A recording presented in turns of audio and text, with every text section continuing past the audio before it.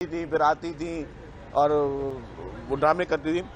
People's party ने नून league का जो साथ दिया वो किसी शौक में नहीं दिया, क्योंकि पीपुल्स पार्टी जब इलेक्शन हुए तो पीपुल्स पार्टी ने कहा कि हम बिल्कुल तैयार हैं, हम पीटीआई से भी बात करने के लिए तैयार हैं, हम नून लीग से भी बात करने के लिए तैयार हैं ताकि असेंबली हम बन सकें और जो है कोई हुकूमत बना सके। अनफॉर्चुनेटली उसी वक्त पीटीआई का बयान आ चुका था कि हम जो है किसी किस्म का अब किसी भी पार्टी से बातचीत नहीं करेंगे। तो पीपुल्स पार्टी ने यह कहा कि जी ताकि हुकूमतें बन सकें, ताकि पार्लियामेंट कायम रह सके, दोबारा इलेक्शन का जो है वो ना हो सके, इसलिए हमने पीएमएलएन की अनकंडीशनल सपोर्ट की है। तो आज भी हम उनको ब्लैकमेल नहीं कर रहे, लेकिन जो एक जायज हक है इस सूबे का उस लेने की बात कर रहे हैं। हम ये बात कर रहे हैं कि जी आपने आपके पूरे पाकिस्तान का जो गेटवे है वो आपका कराची है। अगर आप ये सक्खर हैदराबाद का रोड ना बना के ये आप महसूस करेंगे ठीक है हम सिंध के लोगों को तकलीफ दे रहे हैं, आप सिर्फ सिंध के लोगों को तकलीफ नहीं दे रहे हैं कि आपको हमें रिजेक्ट किया है। सिंध के लोगों ने पीटीआई को भी रिजेक्ट किया हमेशा, सिंध के लोगों ने पीएमएलएन को भी रिजेक्ट किया हमेशा। आप पूरे पाकिस्तान को तकलीफ दे रहे हैं क्योंकि आपका पोर्ट सिटी यहां पे है, आपके पूरे पाकिस्तान की इंपोर्ट, आपके सारे पूरे पाकिस्तान की एक्सपोर्ट इसी रास्ते से होनी है और कोई रास्ता नहीं है, कोई समंदर नहीं है कि आपके समंदर आपको जो है वो बाकी सूबों में भी जाएगा। तो आपका मेन गेट वे है हैदराबाद सक्खर, जिसका बहुत बुरा हशर है और रोजाना कीमती जाने जा रही हैं। आप बाकी सारी स्कीमों के लिए पैसे रख सकते हैं, तो आखिर क्या वजह है, इतनी क्यों नफरत है कि आप जो है सक्खर हैदराबाद रास्ते के लिए आप पैसे नहीं रख पा रहे हैं? और सेवन के तो हमने आपको पैसे दिए हैं भाई कि ये पैसे लो, रोड आपका ये 7 अरब रुपए लो, आप रोड बना के दो। आपकी इतनी ना अहली है कि आप वो रोड भी तक नहीं बना सक रहे हैं। तो ये हमारे जायज खदशात हैं, हम कोई इस पर सियासत नहीं कर रहे, हम इस पर कोई पॉलिटिकल पॉइंट स्कोरिंग नहीं कर रहे, हम यहाँ के लोगों को खुदा खास्ता आज की एक जान जाती है, किसी और की भी जान जा सकती है। तो आखिर ऐसी क्या वजह है कि आपको वो रोड बनाने के लिए मुश्किल होता है? अगर आप सिंध के जाके एयरपोर्ट पे देखें, एयरपोर्ट बंद होते जा रहे हैं। मोहनजोदड़ो एयरपोर्ट उन्होंने कमर्शियल फ्लाइट्स पे बंद कर दिया, नवाबशाह एयरपोर्ट जो है उन्होंने शहीद बेनजीराबाद उसको उन्होंने कमर्शियल फ्लाइट्स के लिए बंद कर दिया। हैदराबाद का पहले बंद हो चुका था, आप हमारे एयरपोर्ट्स पे फ्लाइट्स खत्म करते जा रहे हो, आप जो ये प्रॉब्लम करते हैं। तो हम ये कह रहे हैं कि बराए मेहरबानी हम आपसे अपना हक मांग रहे हैं और हम वो जायज बात कर रहे हैं कि जो कि हर पाकिस्तानी ने करनी चाहिए। तो वफाकी हुकूमत खास तौर पर जहां पे कमी कोताहियां हैं, आपको हमारी मदद की जरूरत है, हमारे कोऑपरेशन की जरूरत है। हम आपके साथ एक पैर पे खड़े करेंगे, लेकिन आपके जो नए किस्म के जो तर्जुमान किस्म के लोग जो जिस तरीके से बयान देते हैं, जिनको हकायक का कुछ इल्म नहीं है, बगैर हकायक का वो बयान देते हैं, तो बराए मेहरबानी या तो उनको थोड़ा एजुकेट कर लें ताकि वो पढ़ लिख कर जो है वो जवाब दें। शकील साहब ये बताएं कि आप तो अभी हैं जी हाँ, थैंक यू। शकील साहब ये बताएं कि बानी पीटीआई ने ये कहा है कि ईद के बाद आपकी खैर नहीं है, वो आपकी वो तहरीक चलाएंगे कि आपको दिन में तारे नजर आ जाएंगे। भाई मैं भी कह चुका हूं कि पीटीआई को अगर जितनी भी तहरीकें चलानी है चलाएं, पहले एक तहरीक चलाएं। ये जितने भी यलगारें करनी है ना, ये वफाक की जानिब ना करें, इस्लामाबाद की जानिब ना करें, अपने इदारों के खिलाफ ना करें, उन दहशतगर्दों के खिलाफ यलगार करें जो दहशतगर्द इस वक्त मासूम खैबर पख्तूनख्वा में हमारे पख्तून भाइयों और बहनों को मार रहे हैं। ये एनर्जी वहां इस्तेमाल करें। वो जिस तरीके से वो गब्बर सिंह बनकर उनके चीफ मिनिस्टर साहब कहते हैं कि जी हमारे पास हथियार भी हैं, हमारे पास पैसा भी है, हमें लड़ना भी आता है, जो उन्होंने असेंबली की फ्लोर पर तकरीर की, मैं अपने अल्फाज नहीं बोला, तो वो मैं उनको कहूंगा कि बराए मेहरबानी चीफ मिनिस्टर साहब आप वो हथियार, वो पैसा, वो जज्बा, वो दिल गुर्दा दहशतगर्दों के खिलाफ लड़ने में इस्तेमाल करें, वफाकी हुकूमत के खिलाफ लड़ने में इस्तेमाल वो ना करें। अच्छा ये बता दें कि वफाकी हुकूमत की ज़्यादतियों के खिलाफ आप सिर्फ सिंगल खेलते रहेंगे या चक्का चौका मारने का भी इरादा है? देखिए मेरी बात सुने, ये खेल नहीं है।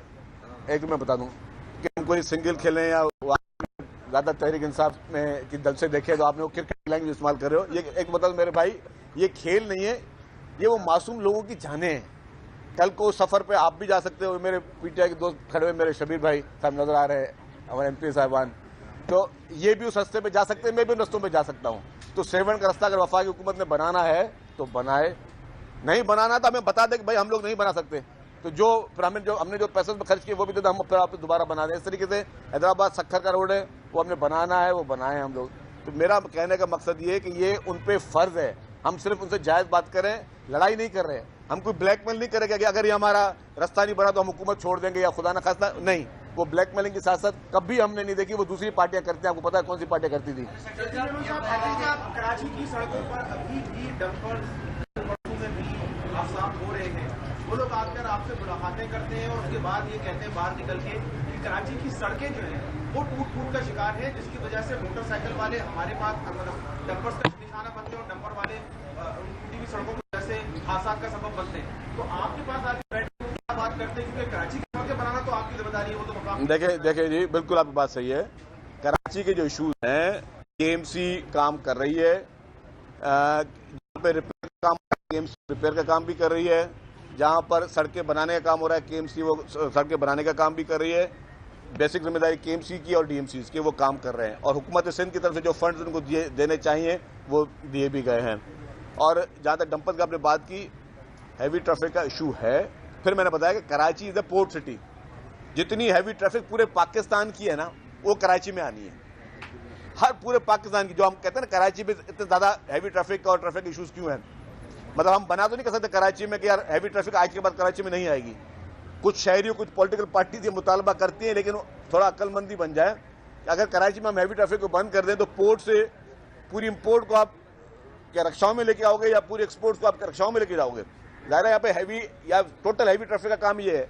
अनफॉर्चुनेटली जो हमारे जो सेस के पैसे थे 180 अरब रुपए बिजनेसमैन चले गए सिंध हाई कोर्ट में कि जी वो इंफ्रास्ट्रक्चर पे खर्च होने थे पैसे। जो आपने सड़कों की बात की ना, मैं आप उस पर आ रहा हूँ। वो 180 अरब रुपए पिछले 2 सालों में मैं पैसे बता रहा हूँ आपको, अब और अभी 300 अरब बन गए होंगे। ये गए सिंध हाई कोर्ट में, सिंध हाई कोर्ट ने कहा कि नहीं ये गवर्नमेंट को आपको पैसे देने होंगे। वो चले गए सुप्रीम कोर्ट में। अब सुप्रीम कोर्ट में 500 पिटिशनर चले गए, उसमें उनके 800 वकील चले गए। अब वो हमने, जब मैं एक्साइज मिनिस्टर था, मैंने 2 दफ़ा खत लिखा। मैंने उनको खतूत लिखने के बाद उनको अप्रोच किया, हमने वकील से बात की केस जल्दी लगाया जाए। काजी फैजल साहब उस चीफ जस्टिस थे।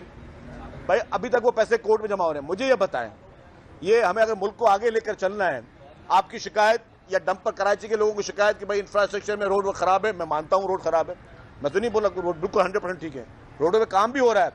शाहराह भुट्टो जैसी बेहतरीन किस्म की स्टेट ऑफ द आर्ट सड़कें भी बन रही हैं, लेकिन जहाँ पे हमें वो 180 अरब रुपए हमें मिलने चाहिए जिससे हम कराची के इंफ्रास्ट्रक्चर को, सूबे के इंफ्रास्ट्रक्चर को बेहतर करें, वो पैसे अगर आपने कोर्ट में जमा कराने तो ये कहाँ का इंसाफ है? क्यों नहीं इन केसेस को? मैं अपील करता हूँ honourable chief justice supreme court साहब को कि बराए मेहरबानी इसको एक मेरी हम्बल गुजारिश कर लें, वो जो हमारे पेंडिंग केसेस हैं, जो सिंध हुकूमत के पैसे वहाँ जमा हो रहे हैं, वो उसको आप करें ताकि वो पैसे गवर्नमेंट को मिले, ताकि गवर्नमेंट, वो है ही इंफ्रास्ट्रक्चर पे खर्चा होंगे, उसका उन पैसों का और कोई काम नहीं हो सकता, तो हम उस इंफ्रास्ट्रक्चर पे खर्चा कर सकें। क्योंकि उस हैवी ट्रैफिक जो कि पूरे पाकिस्तान की है, उसने सिंध भर की सड़कों को पे चलना है।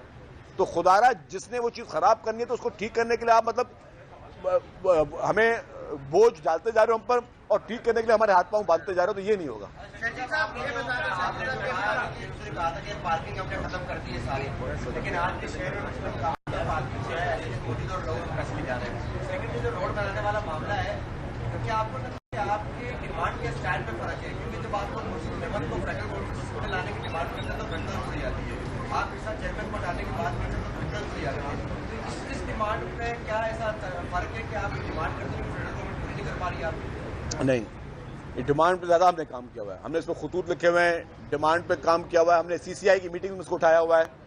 हर उस फोरम पे, जिस फोरम पे इस इशू को उठाना चाहिए, हमने इस फोरम को उस इशू पे उठाया है। अनफॉर्चुनेटली फेडरल गवर्नमेंट की तरफ से जो है वो इग्नोर किया जा रहा है हमारी इस जायज़ डिमांड को। आप